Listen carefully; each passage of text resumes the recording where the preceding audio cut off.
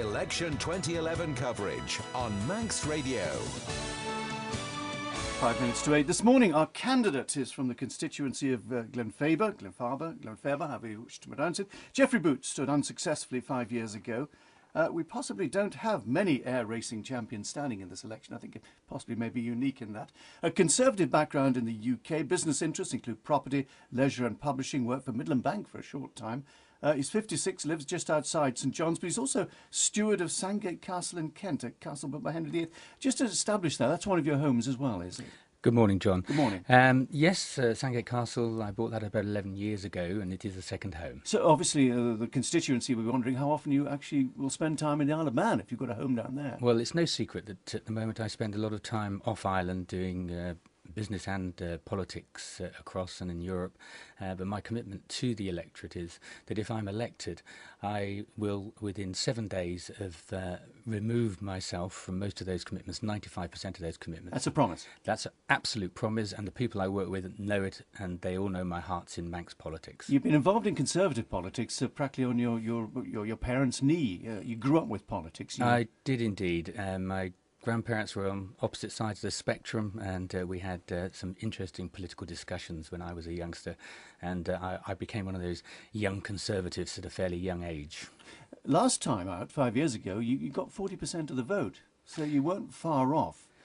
116 people changing their allegiance would have seen me elected, so it's all to go for this time, John. So have you been round all the electorate this time again?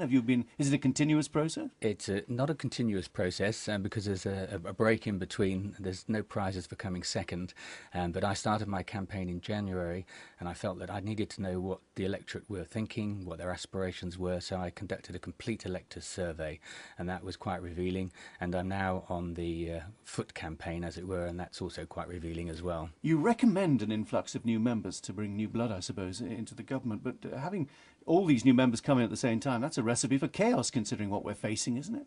Well, I don't know. If you look at how administrations change in America and the UK, new administrations, new ideas, yes, you need some experience, but the analogy I use with experience is, if you employ an architect to build a house, and when he completes it, it's in poor state, the roof leaks and the walls are dodgy and the foundations aren't very good, you don't go back to him to sort the problems out. So we need new blood in? We definitely need some new blood, yes.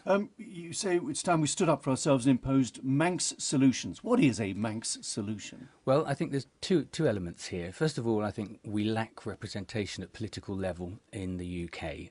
I go to party conferences every year, and well, so do we now. The government sends representatives to practically each one. Yeah, I'd like to come across them on occasions, because the Gibraltars have a stand there, the Falkland Islanders have a stand there, they hold receptions, and they're obviously networking with the UK politicians, and we don't seem to do that very well. So I think that's the first thing we need to address, build some connections at Westminster. I go there, I do business from time to time, and I know there is a disconnect. But Manx solutions are all about building legislation and regulation around requirements in the Isle of Man, not absorbing the stuff from the UK or EU. Let's move on to local issues in Glenfaba. What would you say are the key issues concerning your constituents? Well, according to my elector survey and what I find on the doorstep, people feel there's a disconnect between the MHK government, if you like, and the constituents. They want someone that will stay in touch, send out regular newsletters, will deal with them. So more concerned with domestic issues for Glenfaba rather than the international, because you obviously are very concerned with international.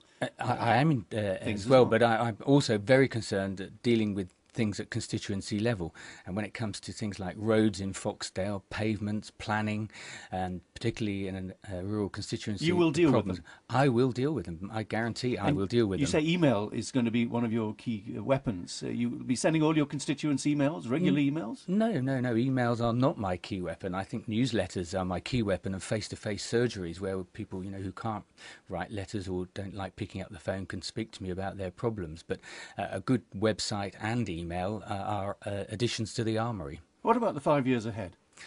Difficult, very difficult. £189 million vanishing. That's £2,365 per person, or probably over £5,000. The message is cuts, isn't it? We're going to have to tighten up very severely. There are going to have to be some cuts, and where they'll come, don't ask me at the moment, because I haven't seen the books, and I know that the Pink Book gives one story, and sometimes when you get into office, you look behind the scenes and it's a different story. But you'll be having a close look. I will indeed.